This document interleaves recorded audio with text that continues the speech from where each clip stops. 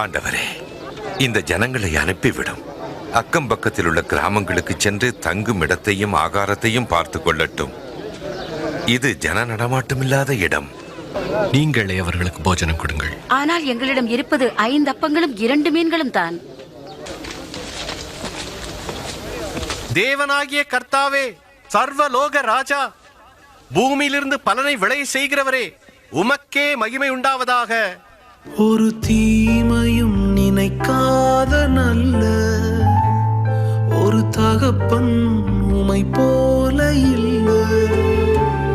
ஒரு தீமையும் நினைக்காத நல்ல